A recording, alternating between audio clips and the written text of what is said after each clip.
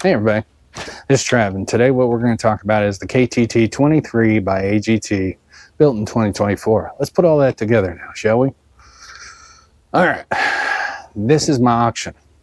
I purchased $4,000 at a local auction on the other side of North Carolina. All in all, some people say, well, you get better from the actual manufacturer warehouse in Chicago, or you get what you get, all that crap.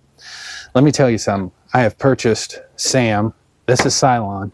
Sam, which is my excavator, I purchased straight from AGT, and I had issues. I have purchased Cylon from, and I know you're saying Cylon, all my equipment has names. It's just how I am. But with Cylon, I purchased it at an auction, paid $4,000 out the door. They didn't have any wacky fees or none of that stuff.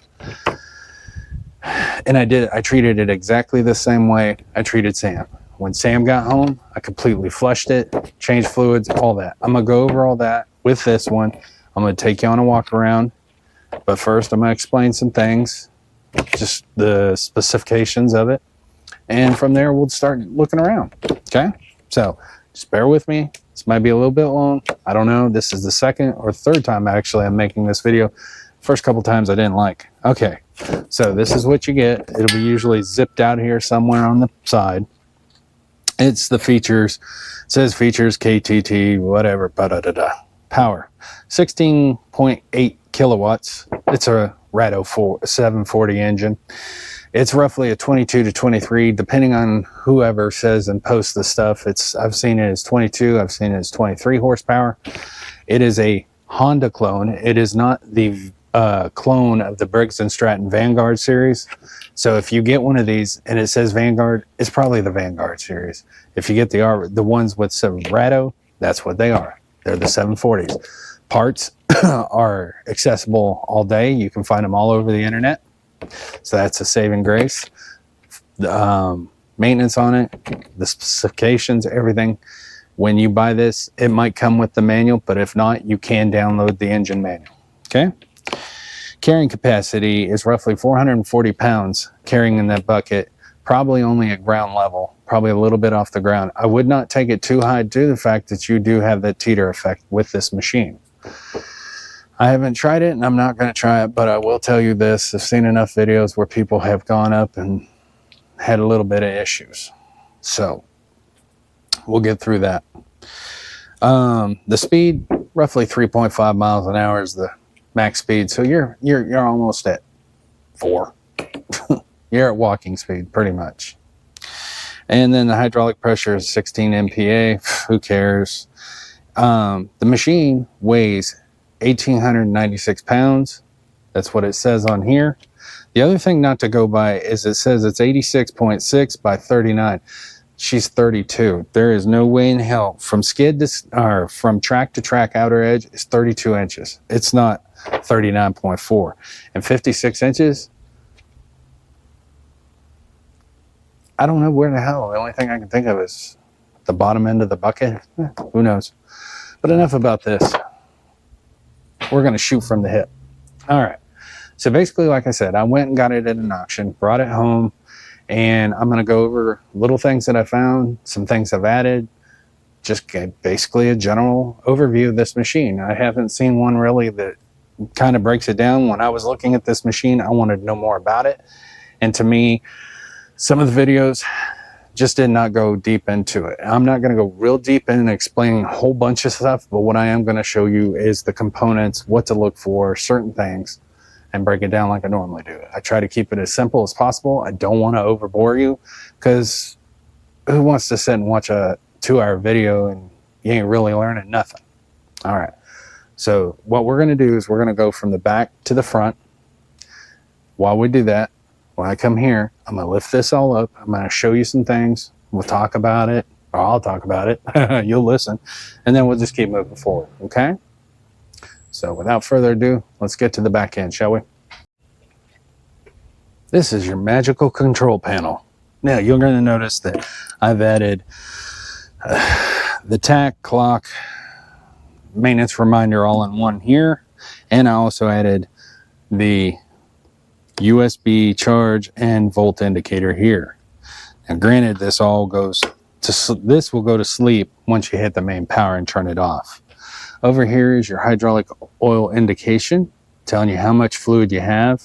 That's why I put the nice sticker, hydraulic quantity. Your fuel gauge, your temp gauge. I put 60C to remind me that this is in Celsius and I don't want to go above 60 because AW46, once it goes above 60, it starts acting a little thin and not happy. This is your hour meter. I think the hour meter is a little wonky, but that's another thing. This is your cooler fan and your lights. Okay, your ignition gauge. There's 3 clicks before you get to where you turn on the starter.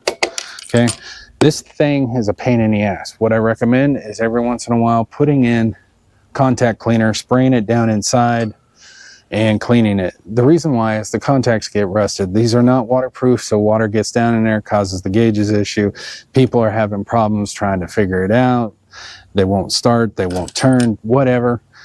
There's your major problem right off the get-go. The second is the main switch that sits here off the side, picture included. This is your throttle. Now, the nice thing about this throttle is you can tighten and release the lock that keeps this from moving, but really, if you start messing with it, there's a lock nut that sits up underneath to this, and if you keep loosening, what happens is you'll notice the whole assembly will turn.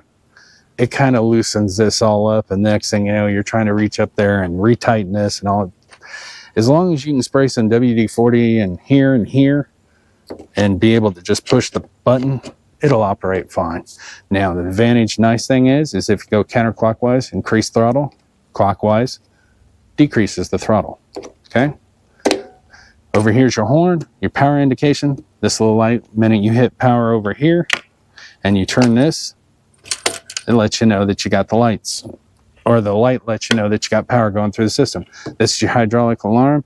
I do not know what the alarm is set at due to the fact we don't have manuals. But I'm figuring it's probably somewhere around 70 Celsius, maybe a little higher. This is your little 12 volt, 24 volt power outlet. Really, I'm not going to use it. This is your aux switch for like what's coming in a couple days is my 4-in-1 bucket. So with my 4-in-1 bucket, I can open and close it with this. I don't know really anything else. I don't believe an auger really would work really good with this because of the flow rate. I don't know exactly what the flow rate is of this machine, but I know that everybody that's had these, they've used them, but some people are having problems with it fully turning. I'm not going to get into it. That's not what this is all about. This is just basically kind of going over what this all is.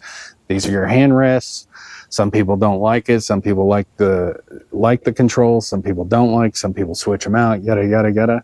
Personally, with me, I like it. I like to be able to just sit there and if I can, just move it back and forth. But if you go inward on this, this will lift the boom. If you go outward, it lowers the boom forward and back for this motor. Forward and back, that motor. If you push this way, it dumps the bucket. If you pull this way, it opens the bucket or it curls up the bucket. Okay? These are your lights. That's it. You have a nice little attachment here that will help, and you can secure it. It'll hold your foot place. This is spring. This is really nice, and you can adjust the tension on the spring if you want. You have slots on the side, so if you wanted to add weights, you probably more than likely could. I personally am not. Over here, your test ports. This is where you test your hydraulics to see what your PSI really is. Up in here, you'll see in a picture of everything that it is, your controllers, your valves, all that, your tubes. Now, your choke is here. Your choke and your fuel throttle swim back down behind this access panel. You'll see in the picture. Just make sure that they go the way they are and they're not crossed. A couple people have had models where they've had them crossed, they've had them intertwined, so they go to try to use the choke don't work, yada yada. The same with the throttle, okay? This is your front panel for your beautiful Rado 740. Now, with this, luckily I got a extra fuel filter and I got an extra air filter. The thing is people are having problems with fuel pressure. So far I have not. One thing I've always done is kept this panel off, because what happens is this cool air will come in here and help pull out any hot air that's sitting right here where your carburetor sits. Later on down the road I might do something different, but people have been talking about having fuel flow problems, and one of the things they've done is put in an electric fuel pump. Well, that's great until the needle on the fuel pump starts giving away, and the next thing you know, you're flooding out your carburetor. Some people have had luck where the carburetors don't flood out, and some people have had problems where they've flooded out the carburetor and then everything goes down in the crank, and the next thing you know, they have a bigger issue. If I do this, what I'm going to do is I'm going to go back with the Honda pump. That is it. This is, like I said, the clone, but I would go back with the Honda one that goes on the GX 670 if I had that problem. So far, I haven't had anything. I cut the fuel filter, looked fine. So I went ahead and replaced it with a different fuel filter so I can see it a little bit better. The other one is not transparent plastic. It's more or less a milk plastic. What I mean milk is it's milky. You can't really see in there except maybe a little bit of fuel and a little bit of filter. So I went ahead and changed it out. Your oil filter sits over here. So when you decide to go ahead and do your oil filter change, go ahead and put some rags, pads, or whatever you want right there and unscrew it that way. You'll thank me for it. Like I said, this is your choke. Now, people are saying, well, I can't check my oil quantity. Yes, you can. Take these two bolts out, drop this neck down. You can reach right inside there and you can pull the dipstick completely out. Now, you're going to have fun fishing it back in, but at least you have access. Now, you're going to have to do this every time. I would do it every once in a while just so that you get used to the machine, probably roughly to recheck everything about every probably 3 to 5 hours until you know that the sound, that you're comfortable with this, okay? Over here is the electronics and your starter and everything that goes to the motor. Down here, you're going to notice you have a drain. Now, you'll see off on the side picture what I've done. I don't have to put it up on its side. I hook up my vac, open up my fill port up here, put the vac on, and sucked every bit of it out. Didn't have any excess, and it worked perfect. I kind of like how they did this. Yeah, it's kind of hard. It seems like it's a little lower than over here, but hey, you know what? If you've got a vac, it works. If you don't, put her up on her side. This is the back side of your main switch. Go ahead, do what you want. I personally took the things off, cleaned them, put them back on. I got to do it again. This is some really cheesy ass steel. It's prone to rusting. But that's it. Up inside, you'll see in the picture, is all the back part of the gauges and little stuff. That's it. Oh, for this, I ran it straight down here, straight to the spark plug, so that I have access to seeing what my RPMs are. Okay, that's it. Now let's get to the side. Okay. This is your track configuration. The tracks are 200 by 72 by 32 millimeters. You can get these on eBay. You can get them just about anywhere. Just type it in your search engine. You have 3 main rollers. You have your drive gear and you have your idler. Later on, we'll probably do a video on replacing the idler bearings. The reason why is because of previous video I did on the QH12. We found that they had single ball bearing rollers instead of tapered rollers, which is what should be in there. I'm not so much worried about these 3 because not a whole bunch of side to side movement, but I know this is going to take the blunt. Up here is a tie down point. Same with the tie down point there. They're really nice, but double check and tighten them down. They will turn on you. This is your frame for your bucket assembly. We'll get to that later.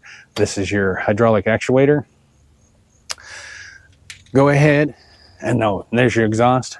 One thing I recommend, replace all the flat-faced Zerk fittings. Get the actual nipple Zerks. Those are M8s by 1 Zerks. Replace as many as you can.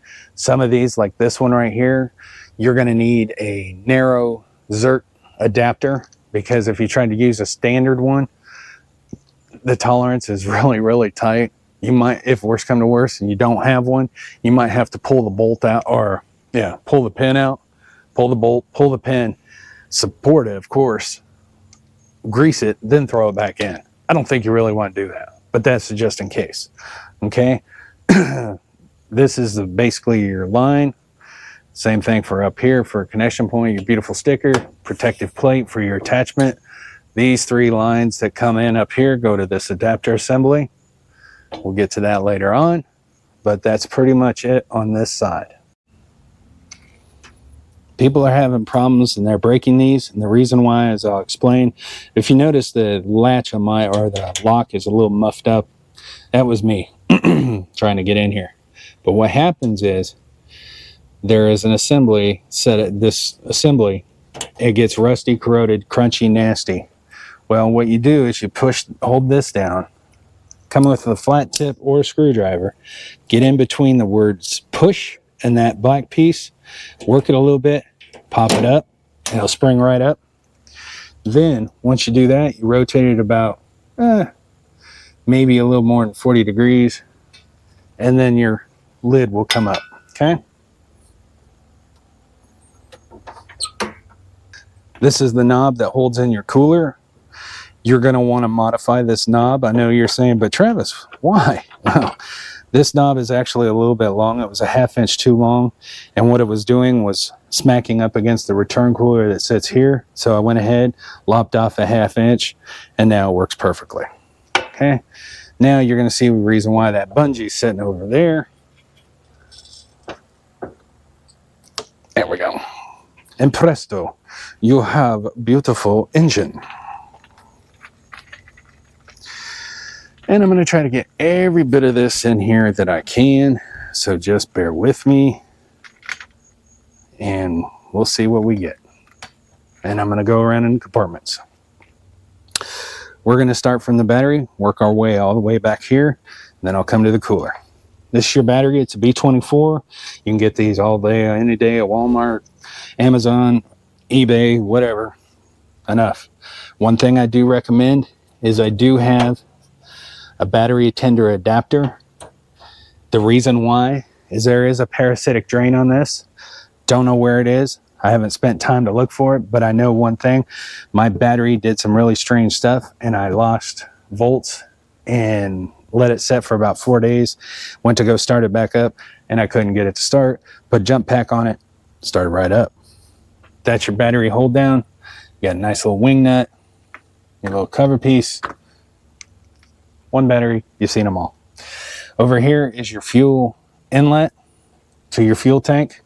This whole section right here is your fuel tank. It's roughly about 8 gallons. That is your fuel indicating sending unit. Of course, you got wiring. This is hydraulic lines. We'll get to that. This is the back side of your engine. Of course, this is your muffler or shield. And that beauty right here is the back side of the engine. That is the pulley. And over here, it drives your hydraulic pump motor. And it's not attached like you see on most of them. Now, I know you're saying, well, I think that's a piece of crap or whatever. You know what? Personally, I kind of like that, and I'll tell you why. Because when the heat comes off that engine, it's not going straight to the pump house. It's actually off to the side, so it's got some kind of air circulation. When I had the tow behind backhoe, I had that same configuration. Sam has that same configuration, and when I did the thermal check on it, I could see the heat literally going to the pump. I've not done the thermal on this one yet, but I can almost guarantee you the heat's going to stay and not transfer from a rubber belt. So I kind of like this off by itself. It's kind of easy to manage. Plus it gives you a little bit more access to getting to certain things. You do have a center plate for the fuel tank. Unless you really have to get in there, I wouldn't. My fuel tank was nice enough to be ran completely dry because this was at an auction. I had to put 1.5 gallons in it to get it to my truck. So luckily, there was no rust inside my tank. Sending unit's pretty accurate. Then we come around here. You have, on the pump, you have the 2 end lines, and then you have the 2 supply lines that go up to the control units. Okay. And then as those are coming back out of the control units, they come to the return filter. The return filter is pretty cool. Yes, you can replace it if you break it or something happens. Alibaba has it. It's about 40 to 50 bucks. Some of them will come with filters. Some of them won't come with filters. Part numbers down there. And anything I find, of course, will be in the links in the description. As time flies, I will be adding stuff into the description. So check back every once in a while. It has a temp probe at the top. This will basically work in conjunction with those 2 little monkeys over there. And that will tell you the temperature that's sitting inside your return hydraulic fluid. Okay. So then now you follow this line. It comes up in here, goes to the cooler. And then this line comes right back out and goes to the tank. Your cooler is pushing, or the fan on your cooler is pushing. That's a great thing and a bad thing. Bad thing, you're pulling heat from inside there in this cab area, and you're throwing it, and it's getting on here. And whatever this temperature is really kind of sitting at is what's going to dictate what your temperature really can be for your cooler. I recommend, if you get a chance, take your plug apart. Not so much up in here unless you're really good at it, but flip this, pop these out, pop those out, put white where black is, black where white is, yada yada, y'all know. Make the fan run in reverse, make the fan pull. Now, one side effect, it's going to make this back area a little bit warm, but it might help keep that engine area cooler too. Now, granted, yes, your pants and stuff are going to get a little warm and toasty, but it'll help keep the backside of all this cool because it's got air being pushed on it. I don't know if it was just a design flaw, they didn't think about it, whatever, I don't care. But this is just an idea for later down the road. If you notice that your temp is not good, because some people have said that they're over temping or getting close. They've noticed when they get high temps that it's not doing what it's supposed to. Okay, so that might be something to look at. Now, when you go ahead and you're going to go ahead and clean this bowl and stuff out, it's going to be fun. Take the 2 side bolts here. You'll see. Take those, just loosen them up a little bit. Slide this up as much as you can. Get you pads and stuff underneath if you want. And if you can figure out a way, just get those pads down there. Then go ahead and completely, you can do it 2 ways. One, you can completely unbolt it here, flip it up here, unscrew the bottom, drain out all the residual hydraulic oil that's sitting here. Or you can go ahead, unbolt the 4 bolts of the house, which you're going to have to do anyways, tilt it up, pour it out that way. It's your call. Me personally, I went ahead and just loosened these up, loosened all 4 of those, got it up, twisted on its side. You see in the pictures, but to me, I'm impressed with this filter setup. I like this return setup. I got to be able to witness and see what everything looked like. This is your hydraulic fluid tank. This panel right here is removable. It's got 5 bolts holding it in. But here's the thing. Let's say you're going to go ahead and do your fluid flush. Well, you got the bolt underneath. It's accessible if you want to do it.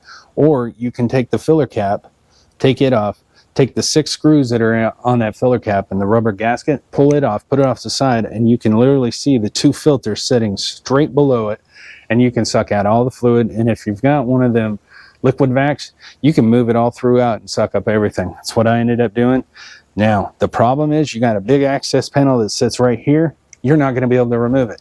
Why? Because the way the tank is configured, this was designed before it got put in here.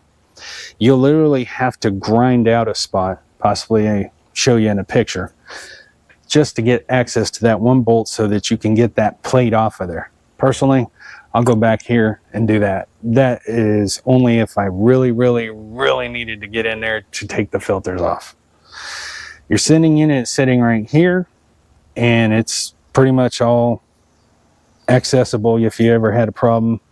The nice thing is part numbers on here, and yes, you can get these parts.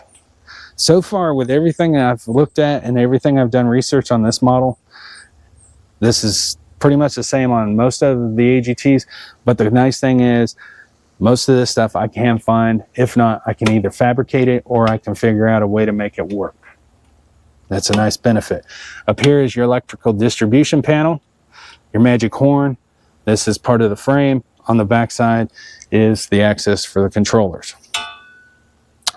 That's it in a nutshell. Got any questions? Great. Okay. I recommend, if you have a chance, take an old bungee, put it off on the side so that you can go ahead and hold your cooler. Don't put a whole bunch of tension. Remember, this cooler is aluminum. You just want it just basically enough to where it will hold it out of place. When you go to put this knob back in, you are going to have to lift up a little bit just to get it started, but once it's started, it's easy and it goes right back in. Let's see. On this, one thing I did have to do is I had to take my crescent wrench and pry a little bit so that this would actually fit up in the hole. When I got it, this thing was almost straight out here and it wouldn't let me come back and use the support rod. But now I do. So there we go. And it has this nice little holder right there. Now, when you're driving around, farting around, and you're lifting, you can leave that up. I just go ahead and lightly snug it. I don't completely collapse it. I'm the only one that works on this, so I'm not worried about whether or not somebody's going to get in here and monkey with this. I know you're saying, well, how bright are they? They're pretty bright. I like them. Okay, this is where your auxiliary is. Remember what I said, don't play with the auxiliary unless you have something attached because it can bog the motor down. So don't mess with these unless you've got some, or the hydraulic up here. So you've got caps, covers. That's what your covers and fittings all look like. Okay. This is your horn for basically your body. This is your actuator. This is your bolts. The same kind of thing. Grease it up, lube it up, replace those, go with it. It's pretty self-explanatory. Now,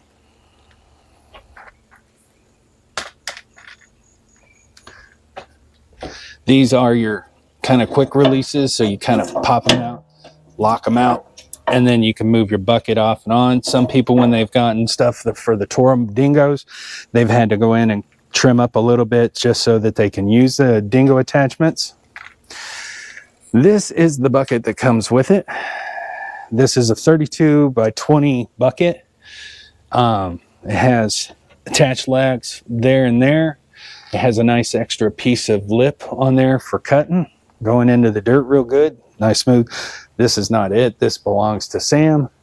I had to switch out Sam's 16-inch bucket to Sam's 8-inch bucket, so I just threw it in here. But in a nutshell, that is pretty much the review of the machine. And this is the underneath the machine. This is the underneath of your machine, and that's your clearance about, well, 3 fat fingers. But that's what it looks like all the way up underneath there. Now you have a nice protector, 1/4-inch plate that protects the drive motors. So